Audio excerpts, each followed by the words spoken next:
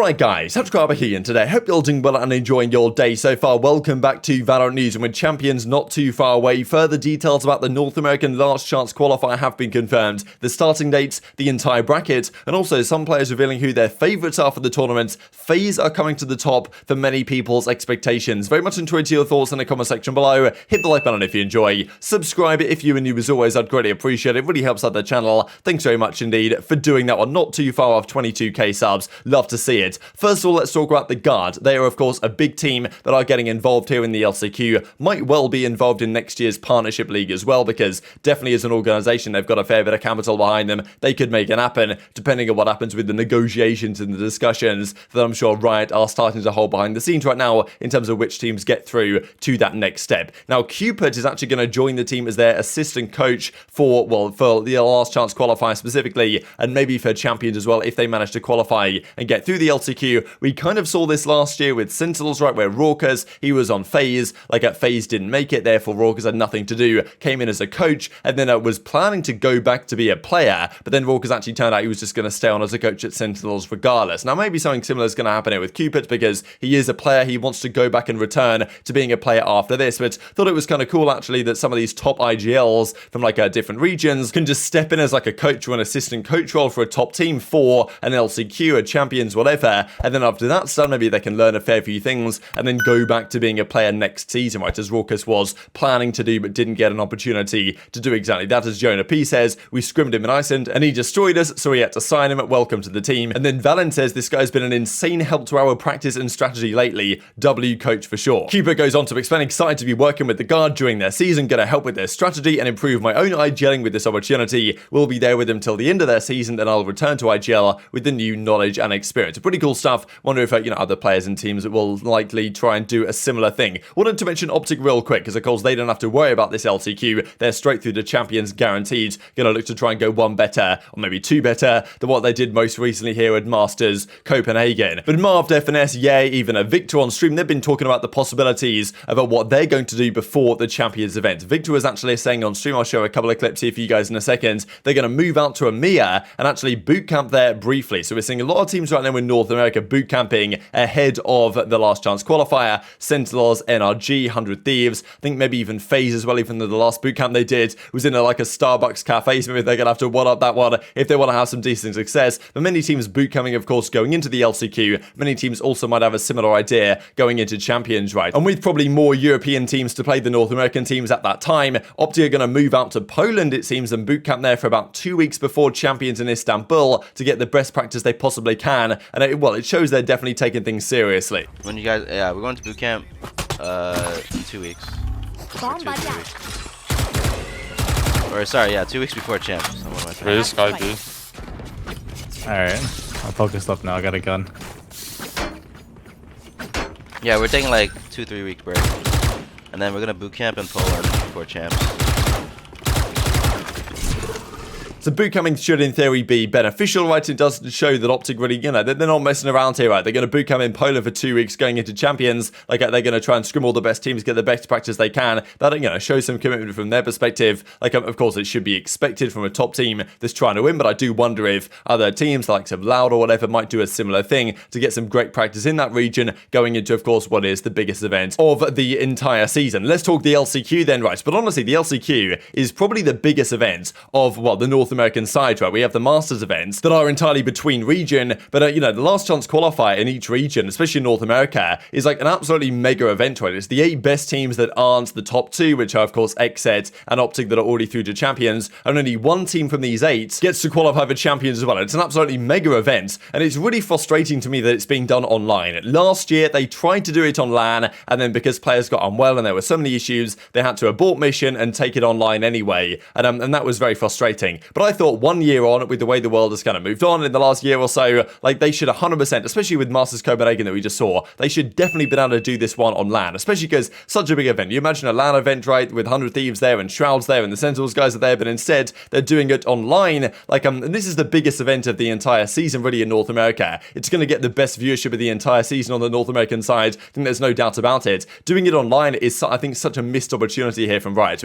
They do come out with an article. Also, thanks to you guys for pointing out to me how to actually find these articles. I have to change my region here on the Valorant esports site to be in North America, even though I think it was defaulting to European English or whatever, because for some reason, if you have the wrong region, none of the articles want to appear for you. So thanks to those who corrected me and actually told me what to do on that front. So anyway, they explain what's going on here. It starts on August the 4th. That's what I thought it was, because I think the VLR website said it was starting on August the 7th, but Shroud said on stream a couple of weeks ago it was starting on August the 4th, which makes more sense anyway, right? Starting on a Thursday rather than starting on a Sunday. Now, well, these are the competing teams. We can actually see them on the big screen right here. So OpTic and Exit, of course, they don't have to worry about it. They're already qualified. They guaranteed your champions. The Guard, FaZe, NRG, Shopify Rebellion, former LG team at Cloud900T, EG, Sentinels just qualified, of course, over Ghost Gaming after Ghost got double first rounded back at that tournament, well, the North American VCT Stage 2 main event playoffs, that type of stuff. They went out and Sentinels just about made it, and of course have committed to success with the Shroud, the Zelsis move, and then bringing in a couple of new coaches and analysts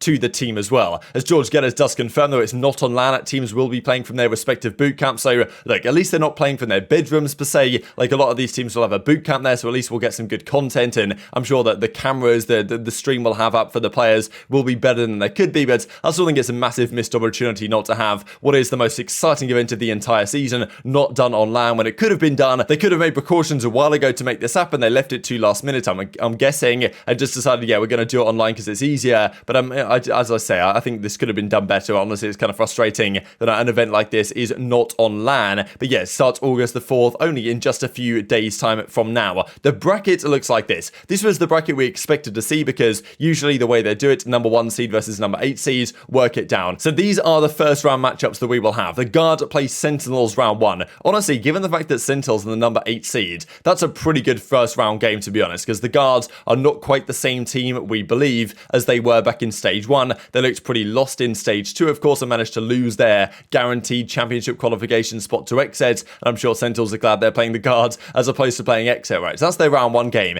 XLG, they played Cloud9, of course, now Shopify Rebellion, they played Cloud9 round 1. FaZe versus EG, NRG versus 100 Thieves. Really difficult to say who the favourites are for this tournament. People, of course, are going to have the copium for Sentinels. I'm not convinced, but we don't know how their scrims have been going. We do know they went 3-0 in those first 3 rounds against FaZe in the scrim sets. There's, of course, well, TenZ leaked just yesterday against, well, on Split, right? So maybe Sentinels are just, well, absolutely impossible to beat on a map like Split. 100 Thieves are going to be good. I'm not sure they're going to be quite good enough. NRG as well have shown a lot of promise. We've got Evil Geniuses, who are probably one of the weaker teams here, but honestly, they still had a decent run back at, you know, the second stage either. So that's the thing, man. It would be so good if this event was actually on LAN. It's not, but it's still going to be entertaining. So people have been trying to figure out who are the favorites for this event, right? Who are the biggest teams? Like, you know, what are they going to do? Who actually should be the team that gets through this bracket? Like, I think a lot of people have been looking at FaZe, right? Because Cloud9, they won it last time around. Last season, Cloud9 Blue. Different team, of course, they've got this year, but last year they did win it. They took down Rise, it was at the time. Rise have now pretty much disbanded. They sent some of their guys to FaZe. Rather interesting. So I do wonder if we get another Cloud9 FaZe grand finals here. But Cloud9 won it last year. It was, of course, OpTic. I think they were Envy at the time or whatever it was. And then Sentinels that qualified automatically. And then it was Cloud9 Blue, or just Cloud9, that made it through last year's LCQ up against Rise Nation. This year could be a similar story. Could be, of course, a very different story. But Xander says from version 1. And version 1, that's the thing. They're still kind of grinding away. They've got a new 5th player on the team now because, of course, Zelsis is gone. But Xander and the guys, they're still playing these kind of Mickey Mouse tourneys, stuff like this. Now, as he says, FaZe will qualify for champs, mark my words. So maybe FaZe just scrims these guys, and as Dicey says, go get ready for Clash. You know, we need 2 for Clash this week or whatever, and couldn't agree more. Says Bang Zero in the replies, was a fun one. Never experienced a beating like this in my life, says Xander, right? So clearly there were some scrims going on here. Close game GG's, yo, GG's, man. So it seems like FaZe have just been pretty much destroying people in scrims lately. Certainly version 1.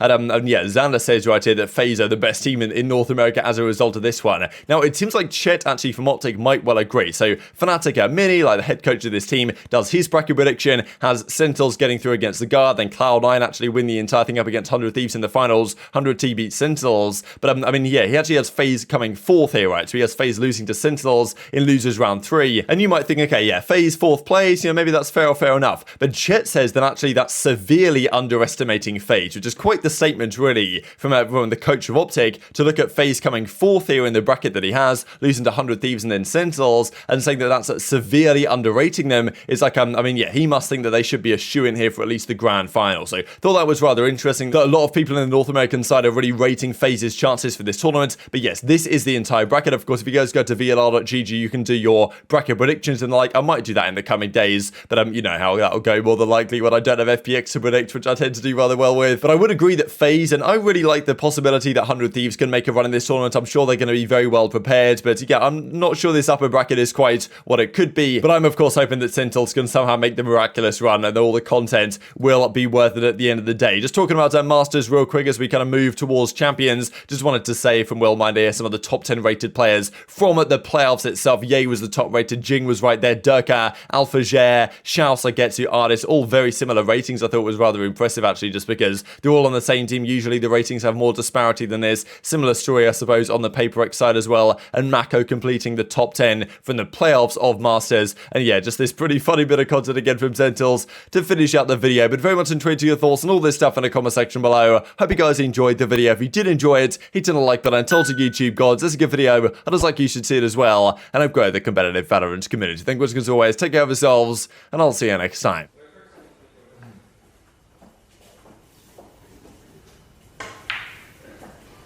Yeah, nice shot. Thanks, Mike. I actually never had this much fun hanging out with someone. Oh, thanks, man. Ooh, another one. Nice.